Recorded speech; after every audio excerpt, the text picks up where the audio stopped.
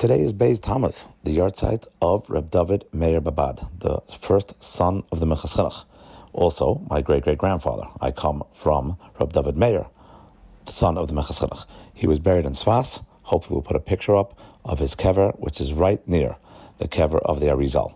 I wrote about some of his life in the introduction to the second volume on the Minchas Chinuch on Chametz, this year's volume, on page XXX.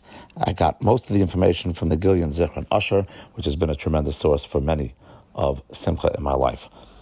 So we figured we will say over a Dvar Torah based on the words of Reb Dovid Meir Babad. It happens to be the Machon Shalayim writes that they have the copy of the Minchas Chinuch that Reb Dovid Meir Babad owned and put his Gilyonis on the side.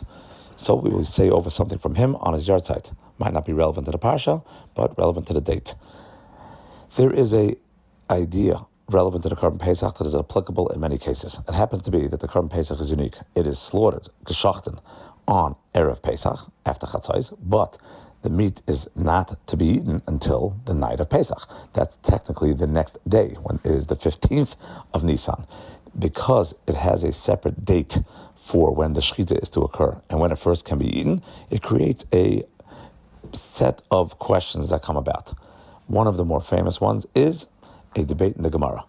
One of the 613 mitzvahs is it's a lav that one is prohibited, usher, to break the bone of a Korban Pesach. Open Pasuk on Torah applies to the Pesach Sheni as well. One may not break the bone of a Korban Pesach. When does this take place? Usually the breaking of the bone is referring to when people are trying to get the marrow and try to eat the meat of the carbon. Now, we can't eat the meat until nighttime. So there's a question, does this isser take place when you're shechting the carbon during the day? That means that at this point the meat is kosher, but it's not edible as far as the mitzvah goes. Or at nighttime. The Rabbanan learn that one is liable immediately from when the moment it is shachten. As in the afternoon of the 14th of Nisan is when it takes place. Rabbi disagrees. Rabbi says, no, it only applies at nighttime.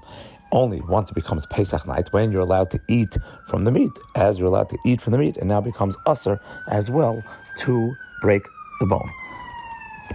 Rabbi and the Rabbanan. The Rambam paskins like the Rabbanan. The Rambam says openly in Perek Yud of Korban Pesach that Shoiver mi boyjayim is going to be chayev. Reb Dovid Meir, and the Minchas Chinuch quotes us in Mitzvah Tezayin. Reb Dovid Meir Babad, in his notes on the side of his Gilyonis, in the margins of his Minchas Chinuch, he writes that we should see that the Tosafos, Moshe Skenim, which is a parish of Tosafos ala Chumash, in Shemais Yud Beis Yud Aleph 12:11, actually openly states that we paskin like Rabbi, that one is not chayev for shviras etzem until nightfall. So we now only do we have machlokes between the Rabbanan and Rabbi. Are we not allowed or allowed to break the bones of a Korban Pesach on Erev Pesach? We now have machlokes of Rambam and Tosafos, what we paskin like. How often are you going to have a machlokes Rambam and not Tosafos on the Gemara, Tosafos on Chumash? Here, Reb Dovid Meir points out to one of them.